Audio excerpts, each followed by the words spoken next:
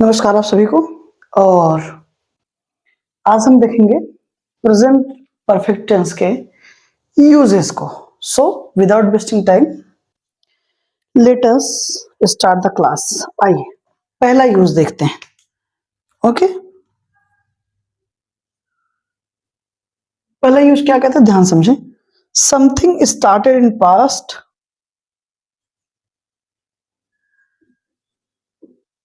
Something started in the past, something started in the past and is still running, and is still running। ठीक है दोस्तों, खूब ध्यान से समझिएगा इसको। क्या कहा जा रहा है? Something started in the past, कोई भी चीज स्टार्ट कब हुई? पास्ट में। और क्या है? एंड इज स्टिल रनिंग, और अभी भी वो क्या है? चल रहा है, यानी कि वो खत्म नहीं हुआ। ध्यान समझें, कोई एक्शन, कोई चीज स्टार्ट कब हुआ? पास्ट में, और अभी भी उसका रिलेवेंस है प्रेजेंट में, यानी कि वो अभी चल रहा है, रनिंग है। तो ऐसे सिचुएशन के लिए हम प्रेजेंट परफेक्ट का यूज करते हैं। For example, I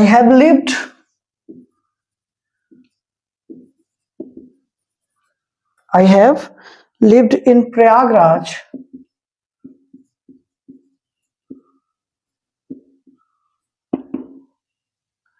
Prayagraj since 2010। Clear?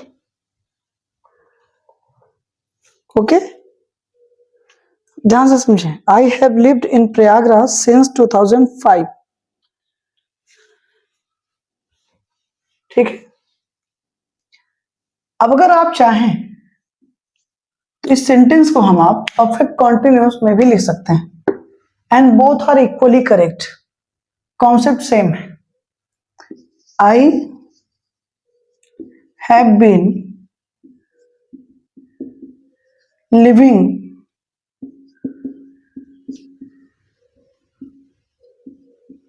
in Prayagraj since 2010। अब समझने वाली बात क्या है, ध्यान से समझें। मैं 2010 से, राइट, समय से के लिए हम सिंस या फॉर लगाते हैं। अमाउंट ऑफ टाइम है, यानी कि समय की संख्या दी गई है तो फॉर, नाम है या अमाउंट नहीं है तो सिंस। ठीक है, हिंदी में से के साथ। I have lived in Prayagraj since 2010, यानी कि मैं 2010 से प्रयागराज में रहा हूं या रह रहा हूं। ठीक है ना? तो ध्यान से समझे, रहा हूं या रह रहा हूं, तो दोनों सेंटेंस सही है हमारे। चाहे आप प्रेजेंट परफेक्ट में लिखें तब भी सही है, और चाहे प्रेजेंट परफेक्ट कॉन्टिन्यूअस में लिखें तब भी सेंटेंस हमारा सही है। बस ध्यान ये देना है, यहां पर हैव फैमिली के साथ V3 आएगा, और यहां पर हैव बीन के साथ क्या आएगा? V4, यानी कि ING फॉर्म। बस इतना सा समझना है हमको। बाकी दोनों सेंटेंसेस हमारे करेक्ट हैं, क्योंकि दोनों का जो एक्शन है रहने वाला वो अभी नहीं हुआ। शुरू कब हुआ? 2010 में, यानी कि पास्ट में। कब? पास्ट में। और अभी भी वो रनिंग कंडीशन में है, यानी कि अभी भी ऐसा नहीं कि वो नहीं रह रहा है। ठीक है, तो कोई भी एक्शन स्टार्ट कब होगा? पास्ट में, और ऑनगोइंग होगा, उसका प्रेजेंट में रिलेवेंस है। ठीक है, वो स्टिल रनिंग है। तो ऐसे सिचुएशन में हम प्रेजेंट परफेक्ट और प्रेजेंट परफेक्ट कॉन्टिन्यूअस टेंस दोनों यूज कर सकते हैं, and both are equally correct. ठीक, बस ध्यान नहीं देना है इसके स्ट्रक्चर पर। प्रेजेंट परफेक्ट में V3 आएगा, जबकि प्रेजेंट परफेक्ट कॉन्टिन्यूअस में V4। ओके, अब आइए आगे चलते हैं।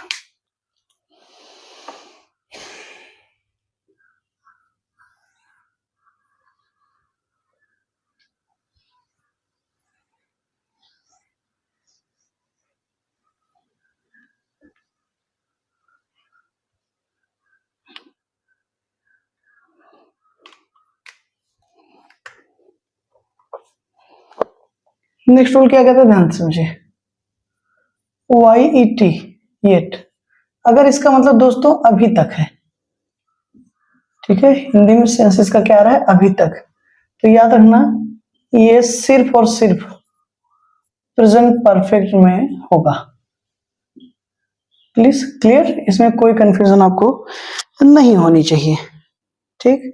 फॉर एग्जाम्पल,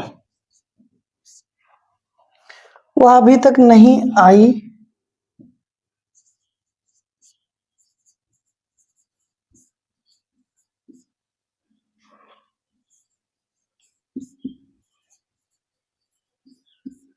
ठीक है,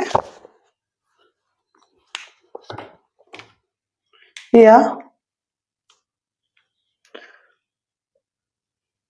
नहीं आई है,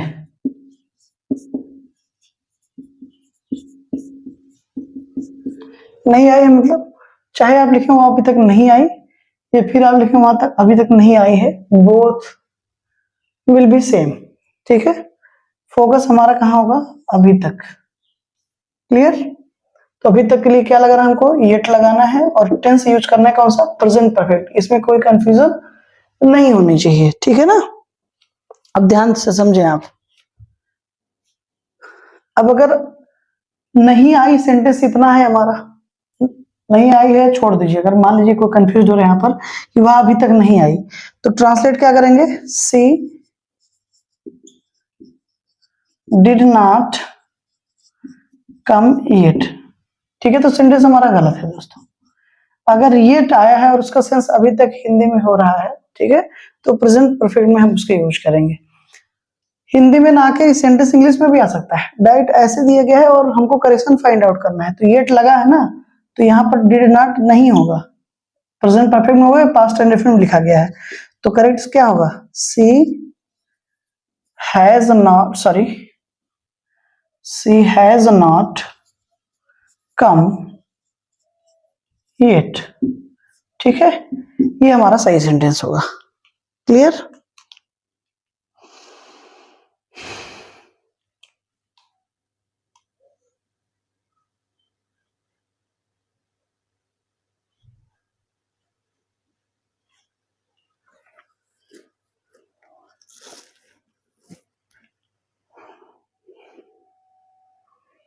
ओके, आई होप इतना समझ में आएगा। अब आगे चलते हैं, इसको विशेष ध्यान दीजिएगा।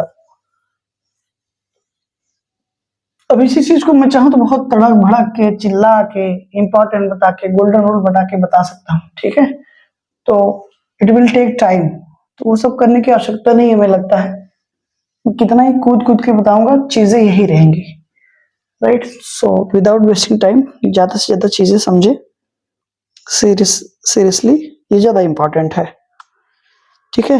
अब आइए देखते हैं,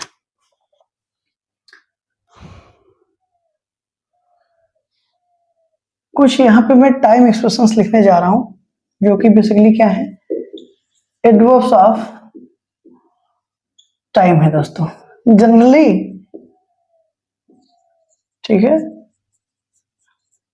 यानी कि सामान्यतः ये जो एडवर्ब्स ऑफ टाइम अगर ये आए हैं, तो सेंटेंस हमारा किस में होगा, प्रेजेंट परफेक्ट में होगा दोस्तों, इसमें किसी प्रकार की कोई कंफ्यूजन आपको नहीं होनी चाहिए, ठीक है। आइए देख लेते हैं कौन कौन से हैं वो टाइम एक्सप्रेशंस, जैसे कि सिंस,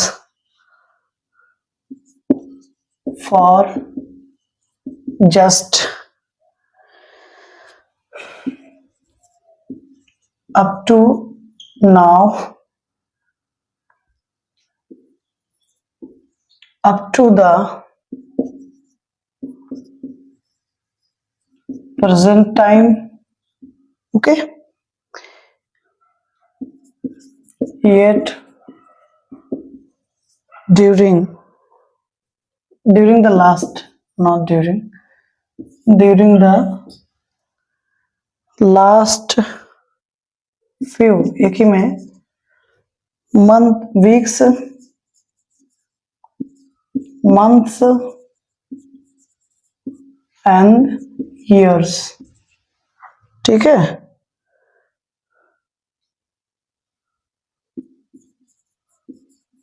लेटली, रिसेंटली, एटसेट्रा। ठीक दोस्तों, इसका आप विशेष ध्यान देंगे। ये जो भी टाइम एक्सप्रेशंस लिखे गए हैं, ये अगर आते हैं सेंटेंस में तो जनरली उसको हम प्रेजेंट परफेक्ट में ही रखेंगे। इसमें कोई कंफ्यूजन आपको नहीं होना चाहिए। आप ध्यान दीजिए, यहाँ पर जो रिसेंटली है ये पास्ट में भी यूज होता है, इसका विशेष ध्यान देंगे। ठीक है, तो हमको पूरा का पूरा कॉन्टेक्स्ट समझना होगा। क्लियर? बाकी और जितने भी टाइम एक्सप्रेशंस लिखे गए हैं, अगर वो आते हैं तो प्रेजेंट परफेक्ट को हम प्रायोरिटी में रखेंगे। ओके, अब आइए और आगे चलते हैं।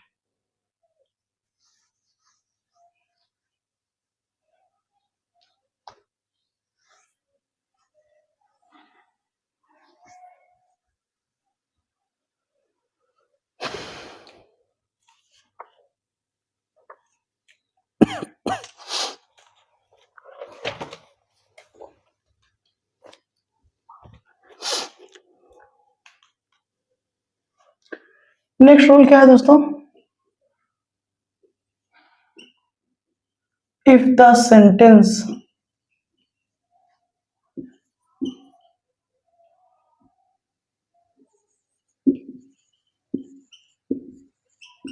बिगिंस विद, अगर सेंटेंस हमारा स्टार्ट होगा, कैसे स्टार्ट होगा देखिए, समझिए।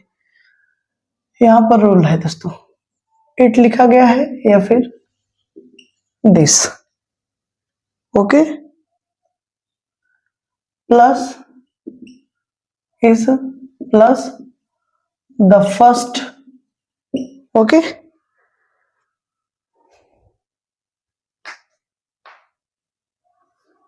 फर्स्ट लिखा गया, द सेकंड लिखा गया,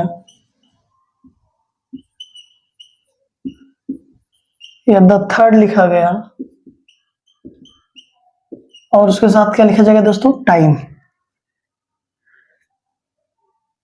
तो ध्यान ये देना है आपको, अगर ये स्ट्रक्चर है आपका तो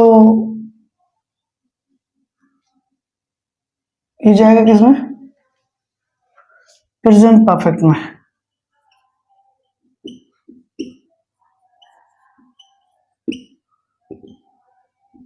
ठीक है, इसका विशेष ध्यान देंगे, ये आपका स्ट्रक्चर। ठीक, फॉर एग्जाम्पल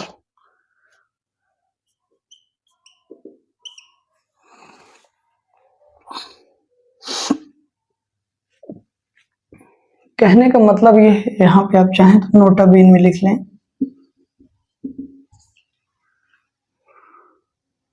हिंदी में लिख लीजिए। बाद वाला क्लॉज, ठीक है, किसमें होगा? प्रेजेंट परफेक्ट में होगा।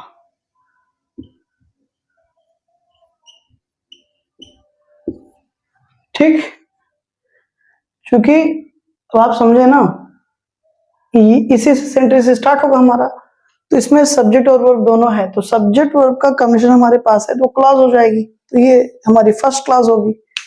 ठीक है, अब बीच में हमारा कंडीशन आ भी सकता है और नहीं भी आ सकता है, तो कहने का मतलब ये जो प्रेजेंट परफेक्ट वाली क्लॉज होगी दोस्तों, ये बाद में ही आएगी। तो हमेशा याद रखें, अगर सेंटेंस हमारा इस स्ट्रक्चर से स्टार्ट होता है, इन शब्दों से स्टार्ट होता है, तो बाद वाला क्लॉज जो है हमेशा वो प्रेजेंट परफेक्ट में होगा। ठीक, फॉर एग्जाम्पल जैसे this is the first time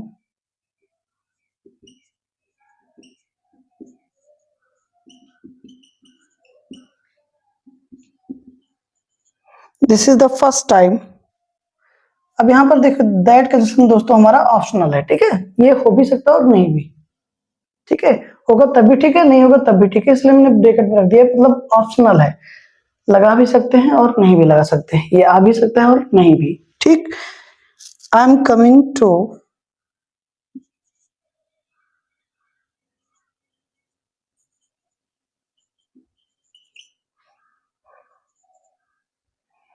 Sultanpur. ठीक है, सेंटेंस हमारा गलत है, आप सब जानते हैं। क्यों गलत है, कैसे गलत है, दिमाग लगाइए।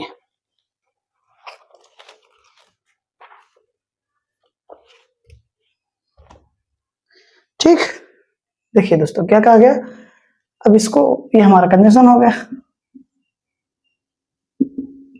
ठीक है, this is the first time that I am coming to Sultanpur, तो this is our subject and this is verb.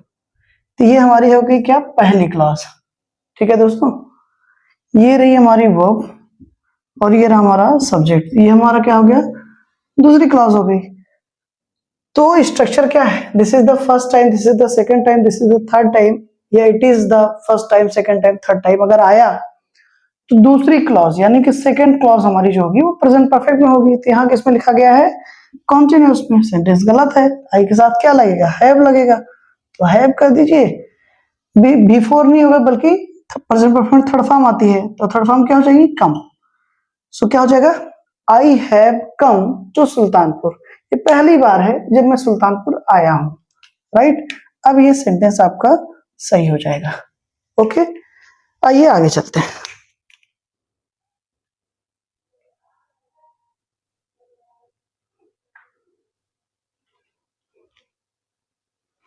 ठीक,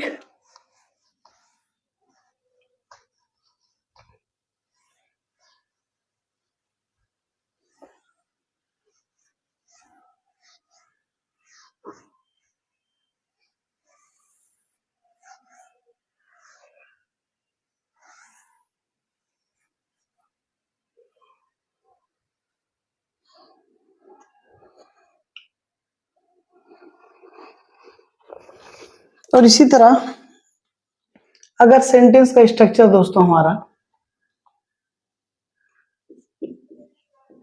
दिस इज या फिर इट इज प्लस द आया है दोस्तों, क्या आया हो, द, और उसके बाद सुपरलेटिव डिग्री, ठीक है, या फिर सुपरलेटिव एडजेक्टिव लिख दो, superlative adjective plus that plus present perfect. Same situation, बाद वाली क्लॉज प्रेजेंट परफेक्ट होगी। ठीक है, लगभग लगभग चीजें सेम है। अब आपको समझना है अंतर क्या है। ये रहा आपका स्ट्रक्चर, ठीक है। अंतर बस इतना सा था कि दिस इज इट इज से ही वहां भी सेंटेंस शुरू था हमारा, फिर the first time, the second time, the third time था। तो इस सिचुएशन में भी बाद वाली जो क्लॉज होती थी वो प्रेजेंट परफेक्ट में रखते थे। यहां पर दिस इज और इट इज के बाद क्या होगा, सुपरलेटिव का एडजेक्टिव आएगा और उसके पहले द लगता है, ये आप जानते हैं, ठीक है। जैसे the best, the tallest, the biggest, right. तो बाद वाली क्लॉज हमारी किसमें होगी, प्रेजेंट परफेक्ट में। एग्जांपल देखते हैं,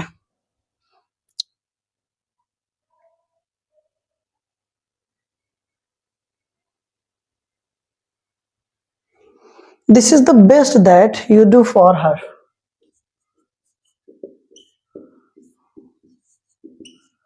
this is the best, this is the best that, this is the best that you do for her।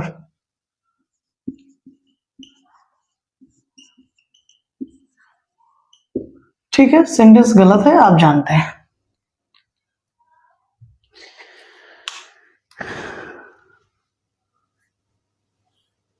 ठीक, क्या लिखा गया, दिस इज द बेस्ट, ये सबसे बढ़िया है, बेहतर है, दैट की यू डू फॉर हर, तुम उसके लिए करते हो, राइट। तो तुम उसके लिए करते नहीं हो, तुमने उसके लिए किया है, राइट। तो this is the best superlative degree का एडजेक्टिव है और उसके पहले द आया और फिर दिस इज या इट इज मिलेगा। तो दैट के बाद वाली क्लॉज यानी कि जो बाद वाली क्लॉज है दोस्तों होगी प्रेजेंट परफेक्ट में। तो यहाँ पर प्रेजेंट इंडेफिनिट लिखा गया जो कि गलत है। डू आया है तो हेल्पिंग वर्ब लग जाएगी, यू के साथ हैव और डू का थर्ड फॉर्म डन, ये हो जाएगा हमारा सही सेंटेंस। क्या हो जाएगा, that you have done for her. Okay, अच्छा एक बात और ध्यान दीजिएगा, अगर यहां पर इस की जगह वाज हो गया पास्ट में, तो यहां पर हैव की जगह दोस्तों क्या हो जाएगा, हैड हो जाएगा पास्ट में। ये आप जानते हैं, इसमें कोई बताने वाली बात नहीं थी, फिलहाल मैंने सोचा बता दें, राइट। उस वाले स्ट्रक्चर में भी अगर यहाँ पर इसकी जगह वाज होगा तो वहां पर हैव की जगह हैड, यानी कि पास्ट परफेक्ट में हम उसको ट्रांसलेट कर देंगे या रख देंगे। ठीक, आई होप कि इतना समझ में आएगा और ये आपका यूज हो गया, जहां से मैक्सिमम करेक्शंस बन सकते हैं या पूछा जा सकता है, ये इतने आपको पता होने चाहिए।